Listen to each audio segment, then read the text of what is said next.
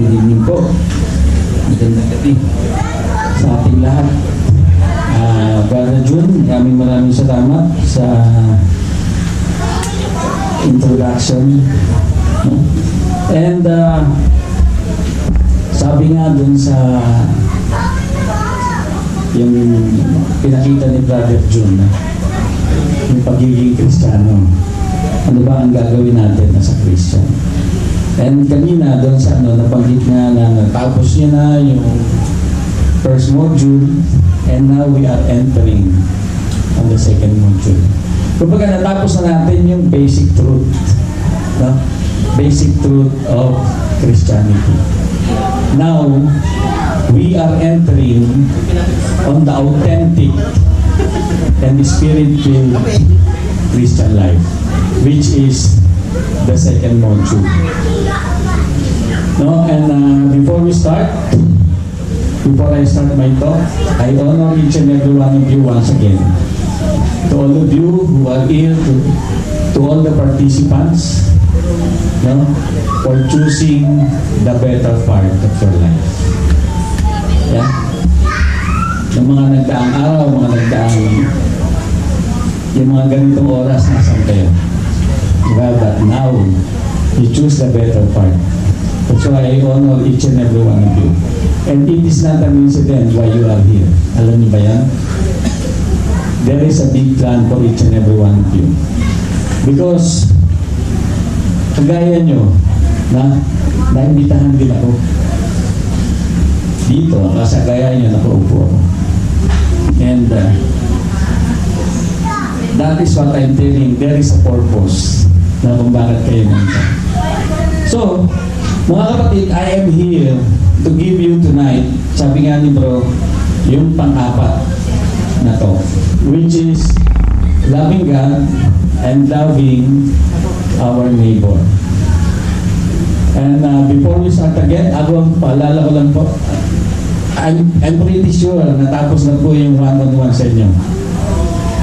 Diba? So, ano po yung naramdaman nyo? Excited po ba kayo na talaga ipagpatuloy ang CLP? Diba? Kaya, so natapos na po yung tatlong talks. No? Nabanggit din po kanina. No? First talk, God's love. No? Sinabi doon, God's love create, God's love forgive, and God's love sustain. Yeah? Second talk, who is Jesus Christ? He is the Son of God and He is our Lord. Yeah. And third, repentance and faith. This supposed to be our response. Na? This is our response, the repentance and faith. Sa lahat ng paghihirap na binigay sa atin ng Panginoon. And now we are entering, no? Kung paano naman natin i-apply. Sabi natin, we repented and believe. So ito na yun. Papasok na natin yung application ng ating pananampalataya. And our fourth is Christian ideals, loving God and loving our neighbor.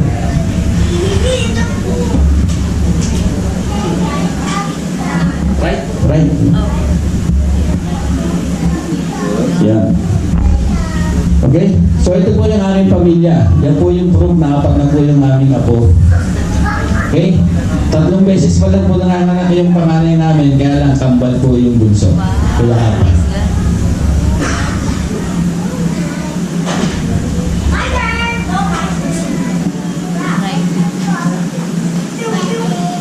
Parang medyo.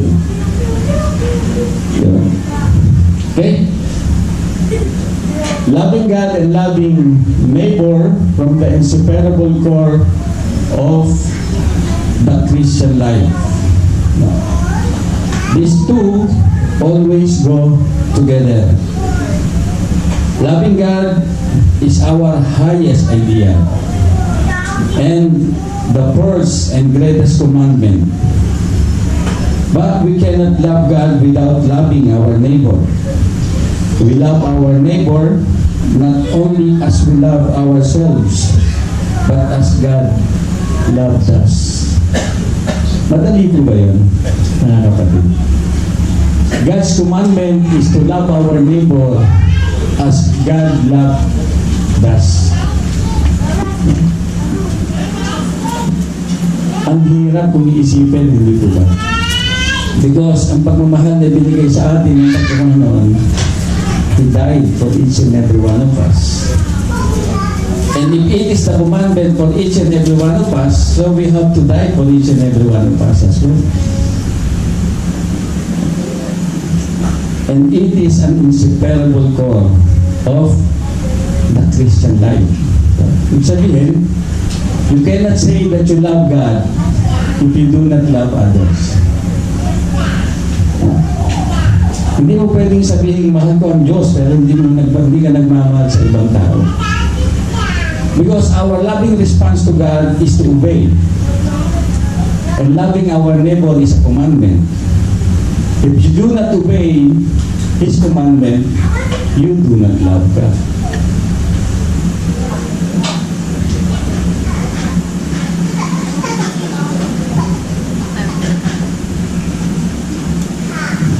So what does it mean to be a Christian? Paano po ba talaga maging Kristiyano? Christian, mga kapatid,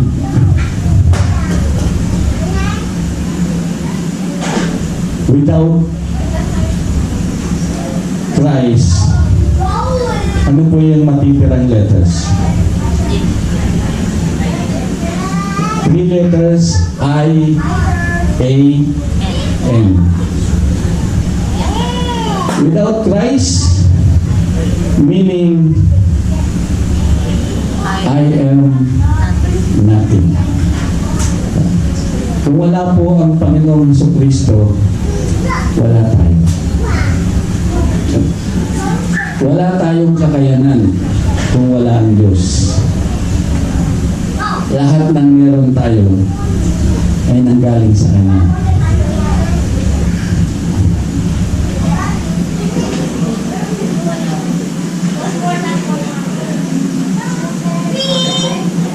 Loving God is our highest ideal.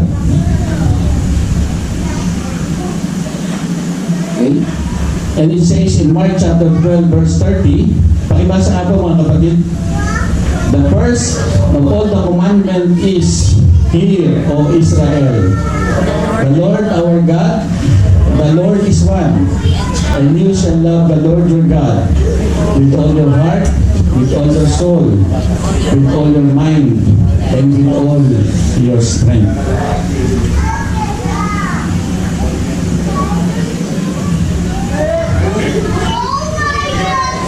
Loving God with all our heart, the biblical understanding of heart, my dear brothers and sisters, is the seat of the intelligence and decision.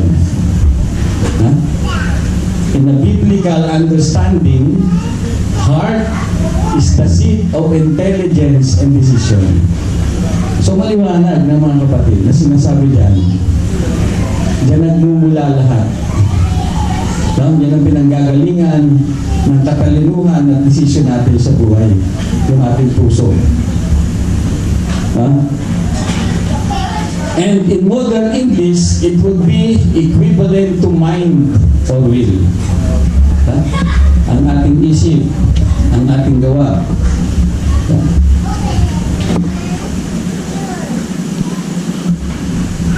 And of course, it includes intelligent thought and will, along with feelings or emotion.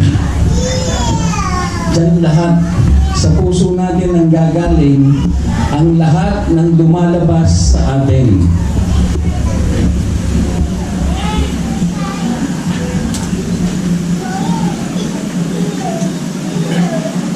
And heart is a symbol of the core of who a person is. Di ba? Ito yung core. Kaya nga lagi natin sinasabi, kapag medyo hindi mo gusto o pangit yung ugali ng tao, sasabihin natin, ang itim ng puso niyan, Di ba? May mga ganun tayong salita eh. Symbol of the core of who a person is.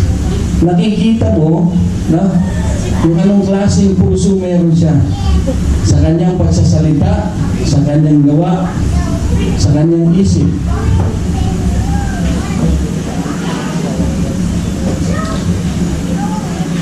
Sabi nga sa Proverbs chapter 27 verse 19, as in a water face reflects face, so a man's heart reveals the man.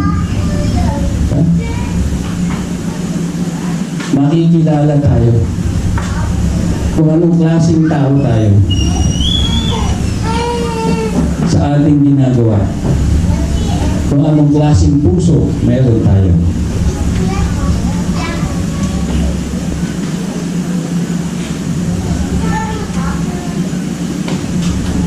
And to love God with all our heart means to be totally committed to Him. For us to be totally committed sa Kanya, sa Diyos, to love God with all our hearts. And it means to put the Lord first and foremost in our life. Ilagay natin ang Diyos first and foremost in our life. For us to be loyal to Him, to place His will and interest above our own. Na wala tayong gagawin kung hindi ang gusto niya, ang kanyang will. To put the Lord first and foremost in our life.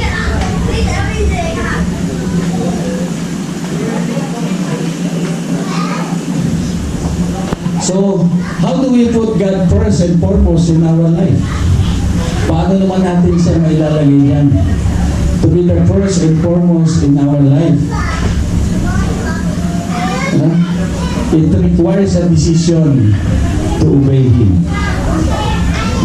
For us to put God first and foremost in our life, it requires a decision to obey Him. We have to decide to obey Him fully in our life. And it says in John chapter 14 verse 15, if you love me, you will keep my commandments.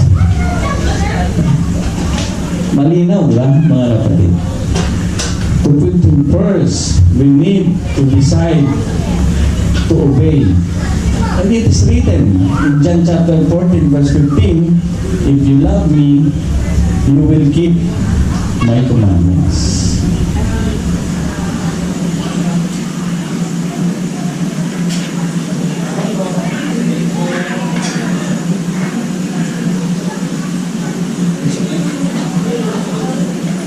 And we need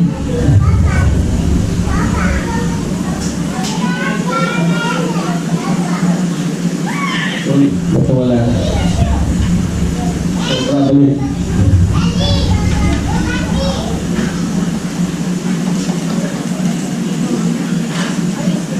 Sis, pakibalik na.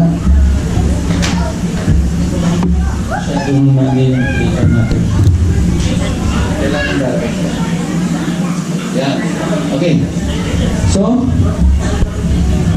as I said, we need to develop a personal relationship with Him.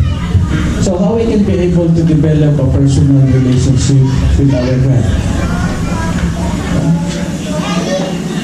For us to develop a personal relationship with Him, we should always keep in our mind, my dear brothers and sisters, our identity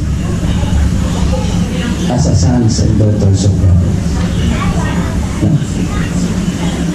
And as a sons and daughters of God, my dear brothers and sisters, for us to have a personal relationship with God, we should be an ambassador of God. We should be an ambassador of Christ. For us to be able to show to the other people that we are children of God, that we are His sons and daughters. And that is the personal relationship we have with our God. Tandaan po natin mga kapatid, ang ating identity na tayo ay anak ng ating Panginoon. So, dapat ang nakikita ng tao sa atin ay kung ano yung imahe ng ating Panginoon. Because we have been created by His image. Remember that? It was tagged also on first talk.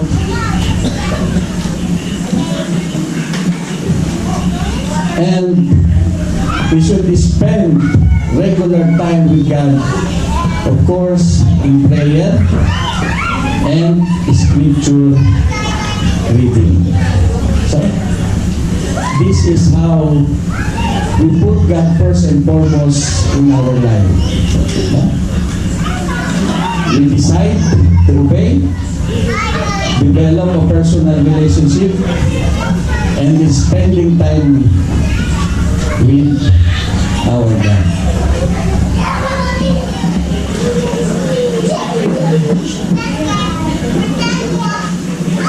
Now, let's talk about loving God with all our mind and soul.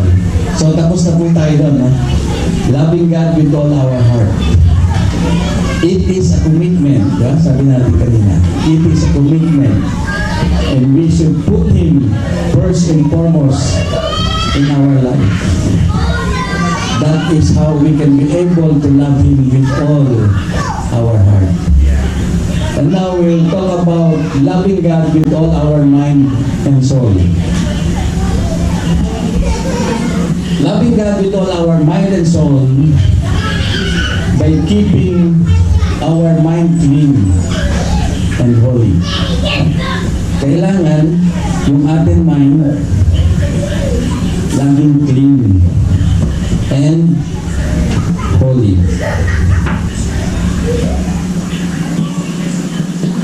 And it says in Matthew chapter 5 verse 28, "But I say unto you, that whosoever looketh on a woman to lust after her hath committed adultery with her already in his heart."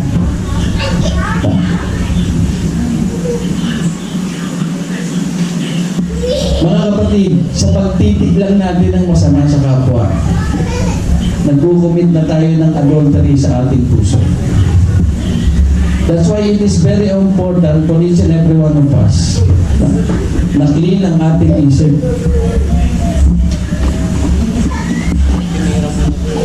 Dahil dyan pa lang nagkakasala na tayo. We should flee from evil and impure thoughts. Sabi dyan sa chapter 5 verse 20. And it says in Matthew chapter 7, 1 to 2, "Do not judge, or you too will be judged. For in the same way you judge others, you will be judged. And with the measure you use, it will be measured to you." Sabi nga, bago natin tingnan yung ibang tao, tingnan muna natin ang ating sarili. Because kung paano natin i-judge ang tao, ganun din tayo i-judge pagdating ng panahon.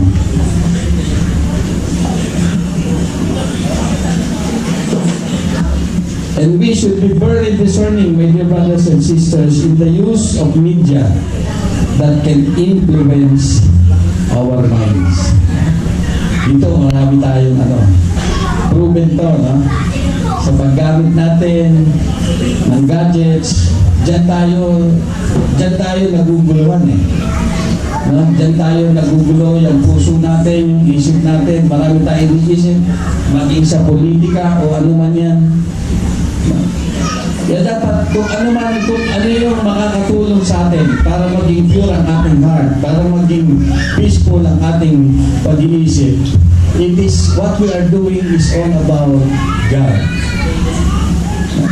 Reading the Bible instead of scrolling of anything, no?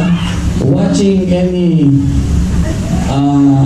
yung mga palabas na nakikita nyo na may mga nagtiteaching, not necessarily the CFC, no? Marami tayong matututunan, mapupulutan ng aral, no?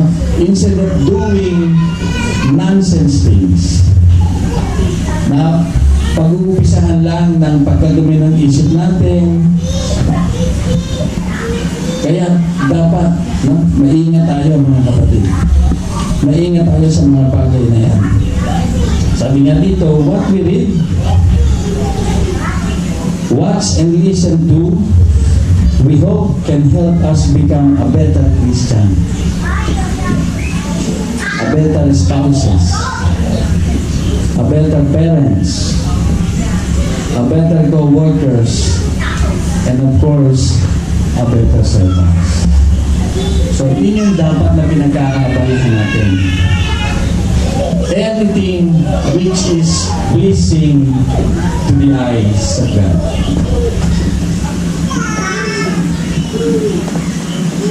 And our decision, my dear brothers and sisters, decisions and choices must be guided by God's word and not by the ways of the world. Yan dapat. Yung mga desisyon natin, yung mga pinipili natin, guided ng God's word at hindi ng ways of this world.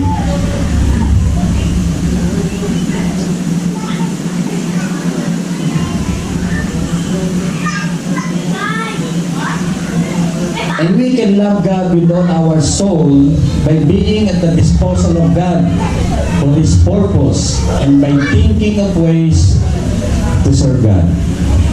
My dear brothers and sisters, the very essence of our existence in this world is to know, to love, and to serve God. Malaman po, we are in this world to fulfill kung ano man yung naumpisahan niya.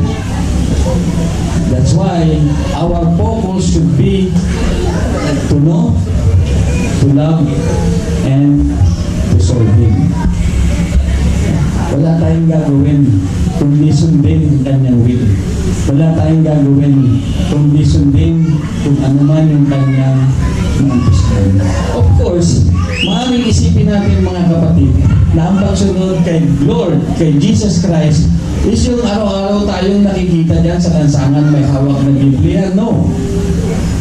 Ang pagsunod sa ating Panginoon ay yung purpose ng paglabas natin dito sa mundo. No?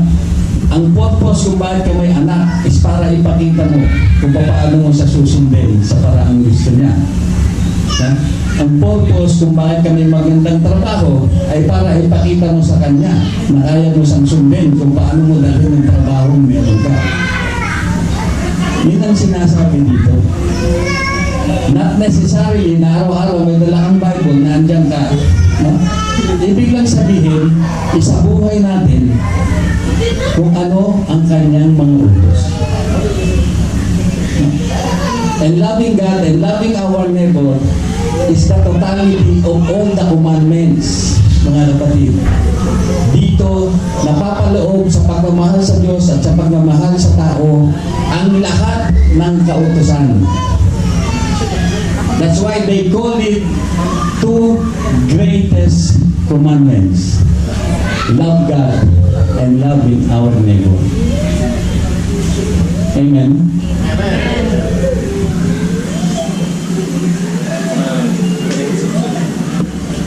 Now, yung pangatlo po. So, okay na po tayo, no? Loving God with all our hearts. Second, loving God with all our mind and soul. At ito po yung pangatlo, loving God with all our strength. Okay?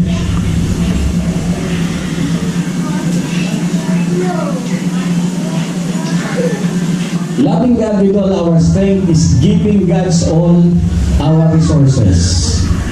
No? Ano po ba yung mga resources natin, mga kapatid? Ito yung 3Ds na tinatawag natin. Yung time, talent, and treasure. Itong time, talent, and treasure na sinasabi natin atin, it is not us. It is not ours. It is belongs to God. We are just merely a steward of God. Wala tayong pag-aari dito. Lahat dyan, ipinagkatiwala lang sa atin. Kagaya ng nasabi ko kanina, ang purpose natin dito sa mundo is para gawin ang mga bagay na yan ng tama at naaayon sa kanyang kautusan.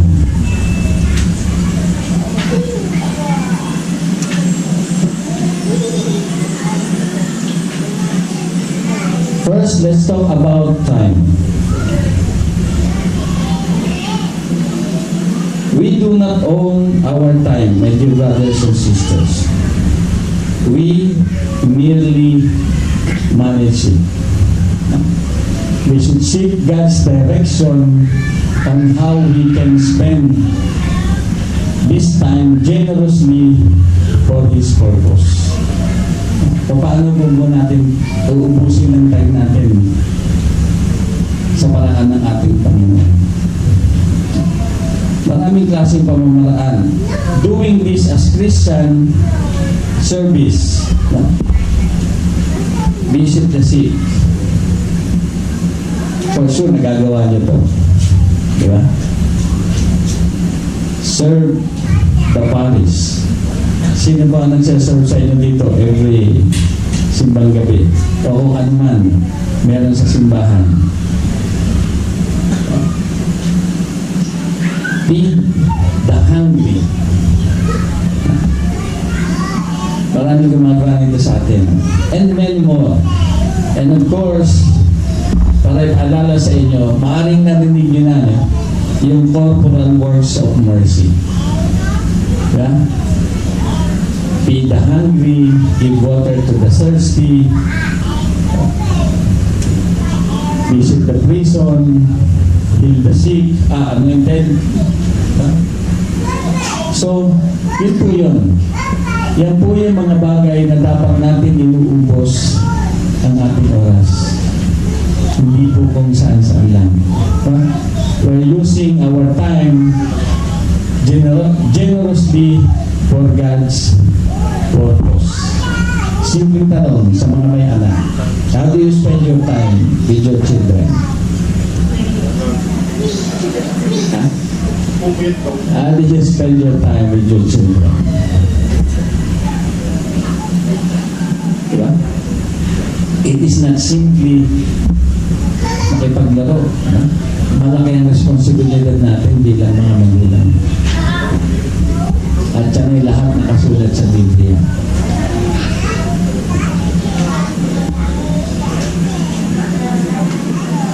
Second, our talent.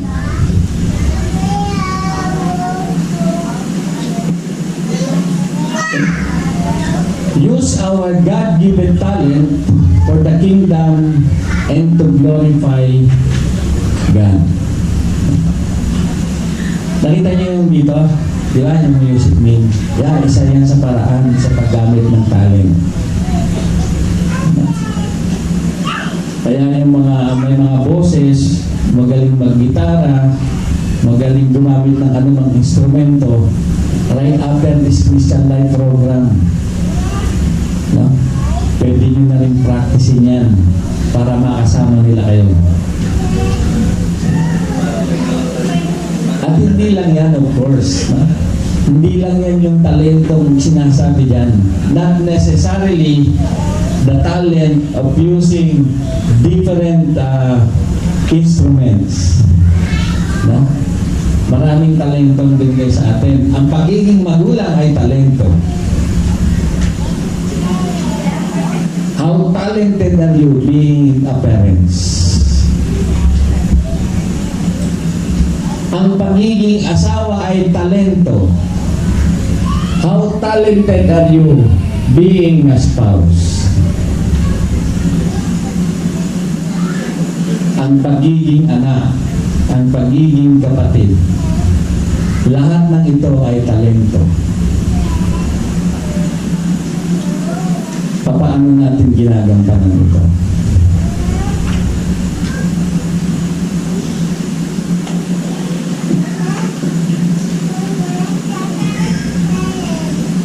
It says in Matthew chapter 25 verse 28 to 30, therefore take the talent from him and give it to him who has 10 talents.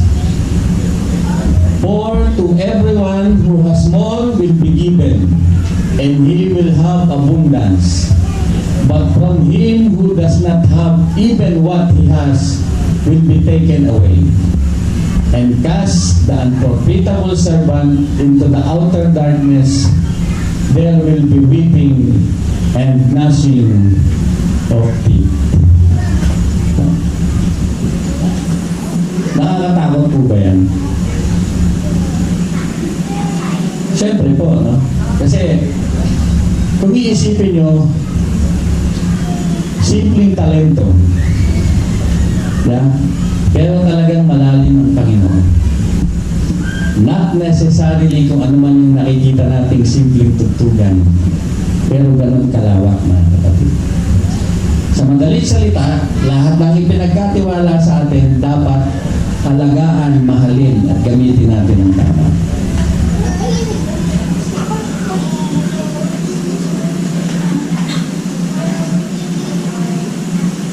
Next, treasure. Having the right attitude toward our treasure, wealth and material possession, that He might pour out even more blessings upon us. Alam niyo po ba ang principle of blessing na tinatawag natin? The principle of blessing is to share. Diba? Because if you do not share your blessing, it will be cursed back to you. Alam niyo po ba yan? Kung hindi niyo i-share, ang principle ng blessing is for us to share. If we did not share the blessing, it will curse back to us.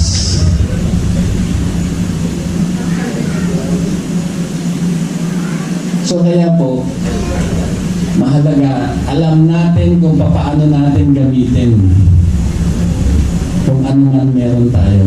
Especially when it comes to wealth. Especially when it comes to wealth.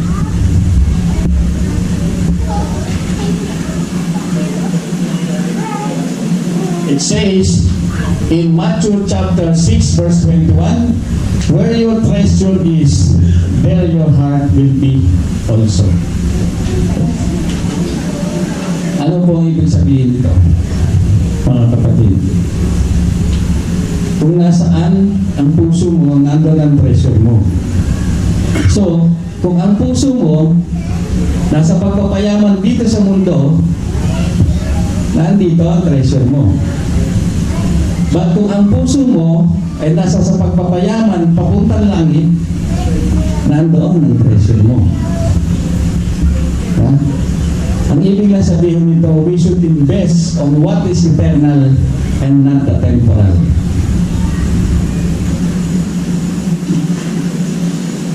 We should invest what is eternal and not on the temporal. Lahat ng meron dito sa mundo, temporary lang. But God's promise for us is eternal life. How are we going to able to have eternal life? Of course, for us to live a spirit-filled life. And this is the essence of your second module, to live a spirit-filled life. To grow spiritually.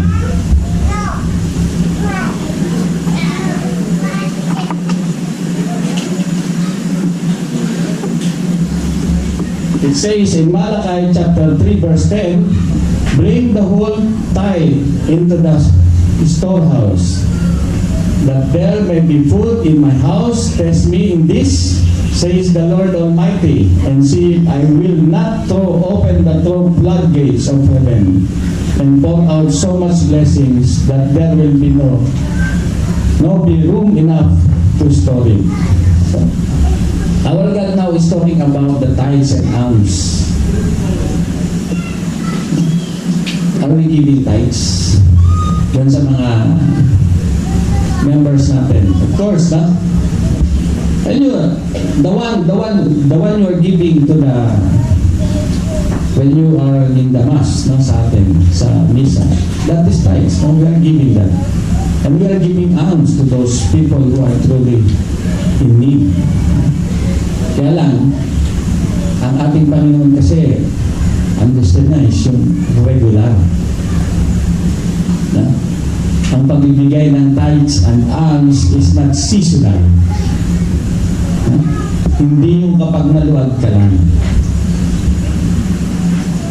It should be consistent.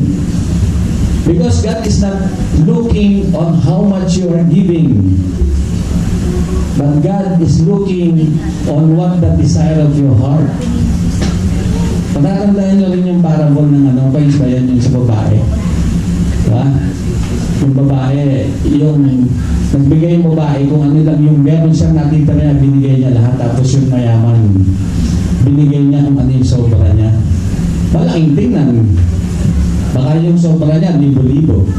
Eh yung natitirang pera ng babae, sentimo. Ibig sabihin, lahat ng kanya, binigay niya. Pero yung sa malaman, sobra lang. Sino ang pinabura ng Diyos? Di ba yung nagbigay ng lahat? Yun yun, mga kapatid. It is not the amount, but the desire of your heart na ibibigay mo sa Panginoon. Na makikita ng Panginoon na ibibigay mo sa kapwa mo. Sabi nga, give until hurts. Yeah.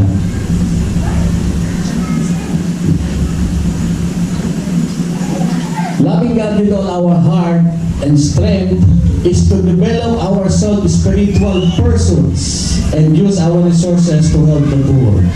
Again, spiritual persons. Spiritual realm. Kung ano yung spiritual, not the temporal. Kung ano yung madadala natin sa langit. Kung ano yung magdadala sa atin sa langit. Giving our all. And use our resources to help the poor. My dear brothers and sisters, our calling is for all of us to be the arm and feet of the Lord, to reach out to the other people. Tayo ang naging kamay at paa ng Diyos para mag-reach out sa mga taong nangangailangan. Kanina nandun yung sa sample ni Bro, di ba?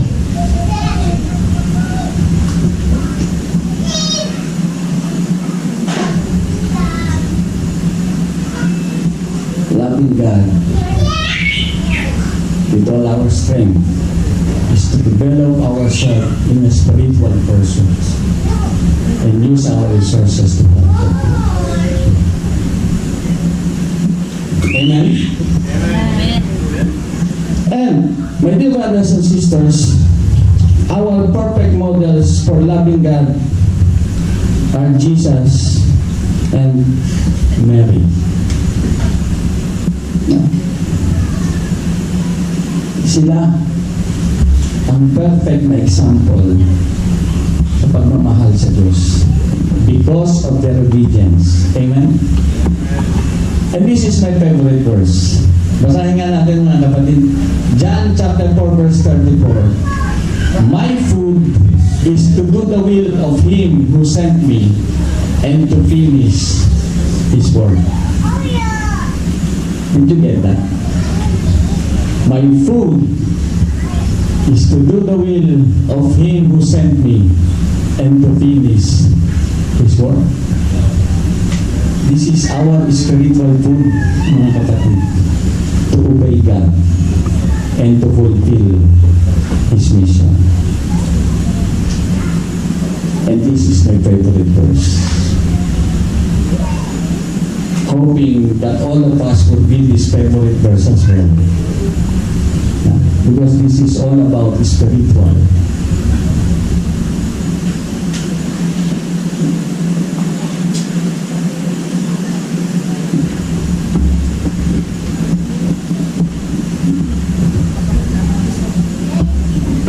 And in Luke chapter 1 verse 38, behold, the maidservant of the Lord, let it be to me according to your word. Diba? That's why Jesus Christ and Mary are the perfect example of loving God because of their obedience. Sumunod lang sila kung ano ang kalooban ng Panginoon. Full faith, full obedience. And this love made possible by the power of the Holy Spirit. It is possible by the power of the Holy Spirit. And may we follow their example and be empowered by the Holy Spirit as well to love as God loves.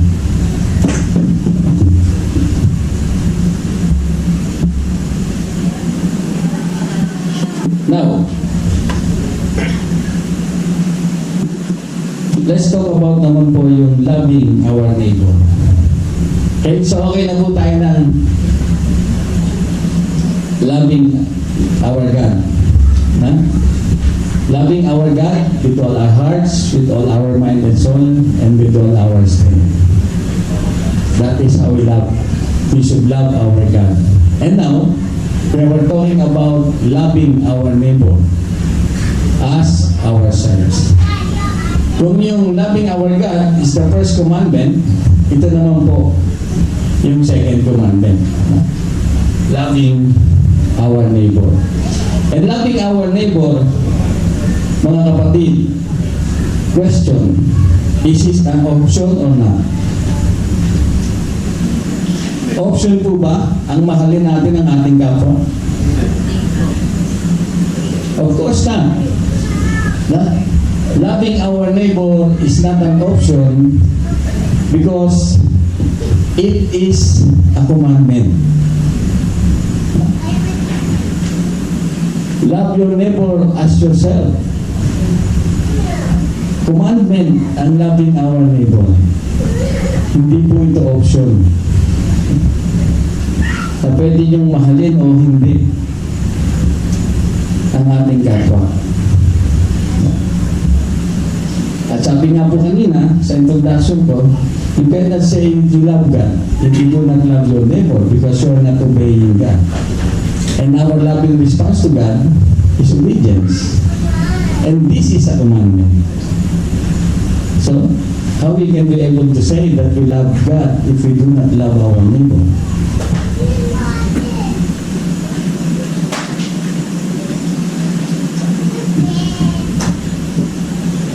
So, it is not an option, it is a commandment. And then sabi sa John chapter 13 verse 34, a new commandment I give you, love one another as I have loved you.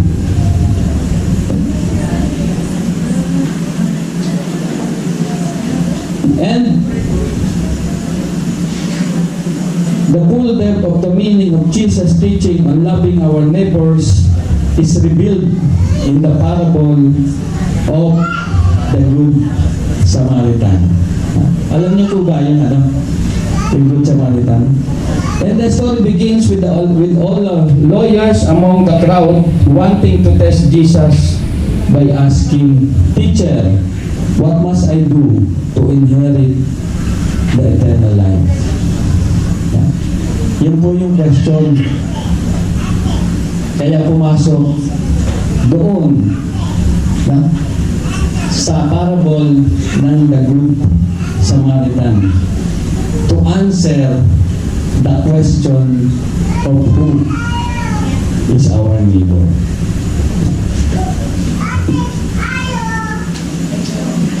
Now, before ko po i-play yung small clips ng The Good Samaritan, gusto ko lang po kayo bigyan ng short background between the Samaritan and the Jews. Kung bakit po naging Good Samaritan ang kwento, na yun ang in-example ng ating Panginoon. Ang Jews and Samaritan po, sila po ay magkasamang bansa, nasa isang bansa, nasa Israel. Okay? So, nag-umpisa po yung kanilang hidwaan o yung galit sa isa't isa. Dahil po, ang mga Jews, yung mga Jews ng Israel, they claim that they are the righteous person. And the Samaritan, because they are half Samaritan and pagans, tinuturing nila silang makasalanan. And because of that, hindi nila inalaw yung mga Samaritan na mag-use ng temple. Because sa kanila, yung mga righteous people lang ang dapat pumapasok sa simbahan. Kaya doon po nag-umpisa yung kanilang hinulaan at bumukod po yung mga Samaritan. Okay? So, ito po yung catch. The Jews, they are claiming that they are the righteous person. And the Samaritan, they are the sinners. Yan lang po yun. Yun lang po yung anuhan nila. The Jews, they are claiming that they are the righteous. And the Samaritans are the sinners. Sis, pakipray nga yung... Kaya, yung in-example ng Panginoong Jesucristo, who are our neighbor. Sabi nila, in-example ng ating Panginoong Jesucristo, yung parable of the Good Samaritan.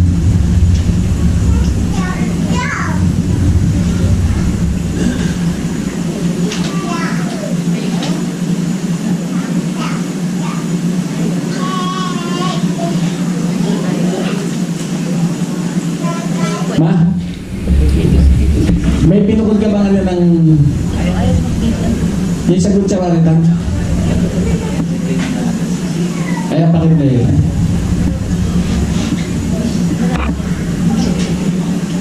Ayan.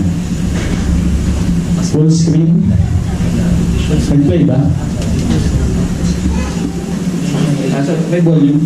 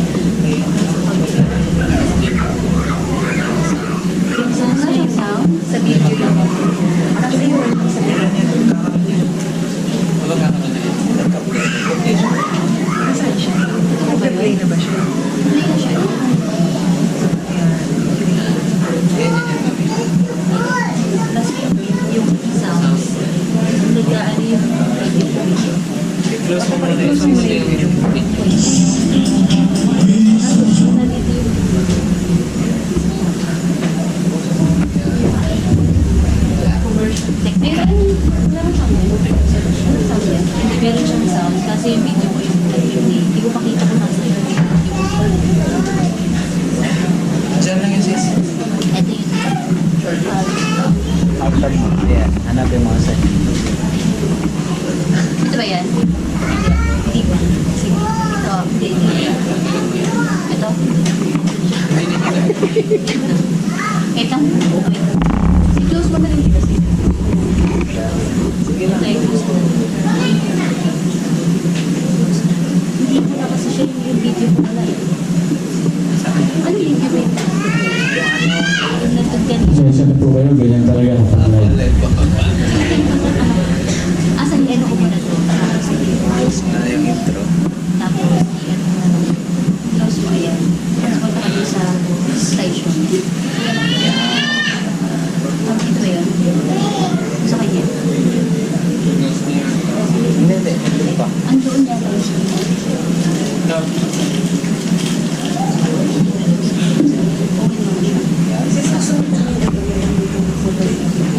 Nakaseparate kita. Ayun. Ayun.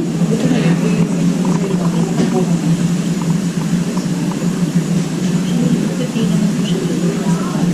Yung same sounds lang po. Ito ba yan? Current slide, current slide. Ayan. Kaya walang sound.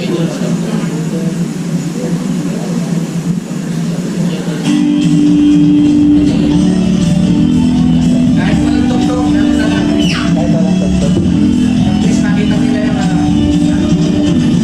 Ako dito dito.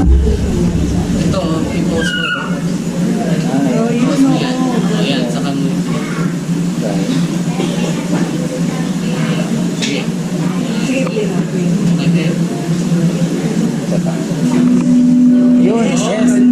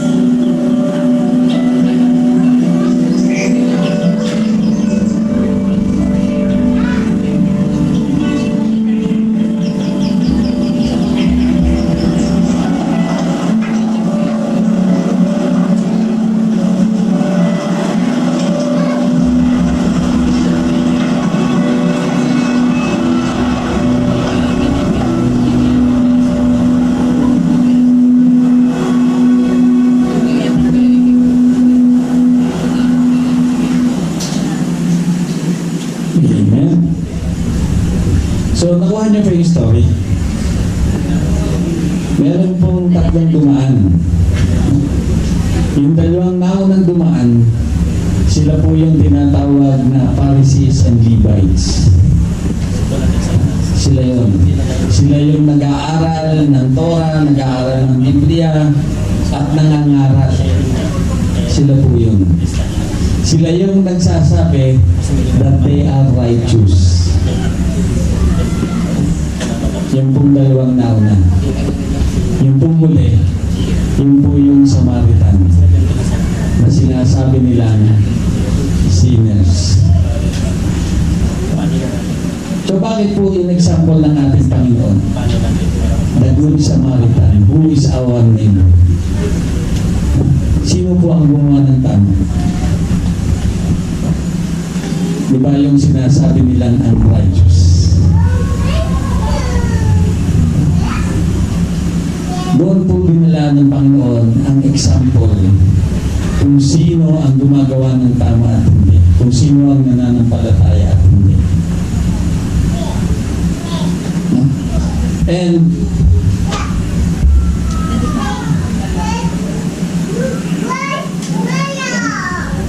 who is our neighbor? The responsibility of being a neighbor is upon us. Nasa atin yung responsibilidad. The perspective is not to ask others, but to ask ourselves. Na? Hindi tanungin ng iba, kundi tanungin ang ating sarili. Na?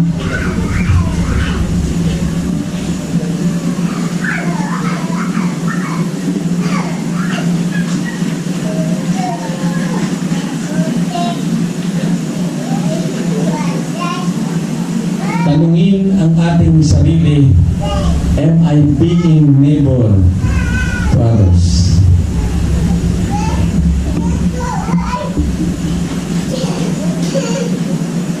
Doon na nagpakita ng pagmamahal mga kapatid yung Samaritan na sinasabing sinners.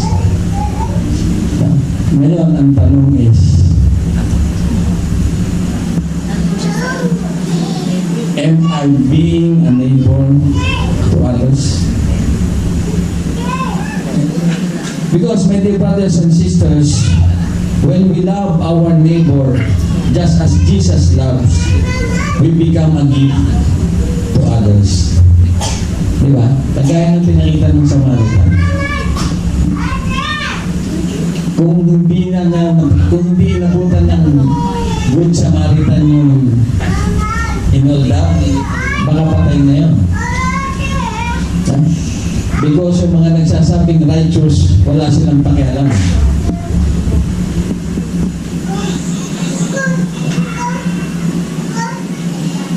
Now to conclude, my dear brothers and sisters, loving God and loving our neighbor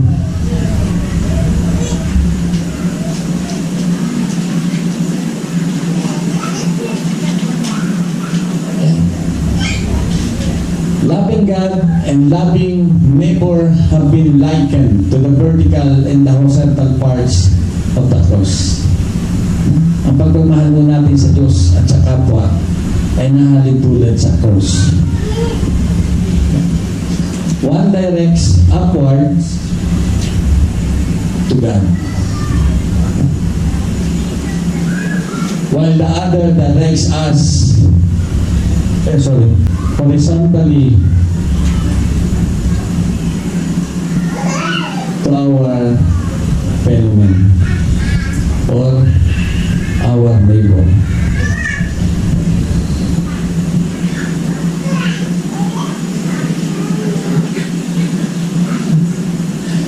Loving God is not an easy task, my dear brothers and sisters. And in fact, it is impossible without God's grace. But God will give it freely and generously if we sincerely ask for it. And Jesus said that we would love one another as He loves us. He loves us regardless of who we are. He does not care if we are rich or poor. Ganun niya tayo minahal. If we are educated or not. If we are the Samaritan or Jew. He died for all of us. Hindi niya inalintana kung ano tayo. No? Kung sino tayo. He died for all of us, my dear brothers and sisters. And Jesus is neighbor to us all because He loves us.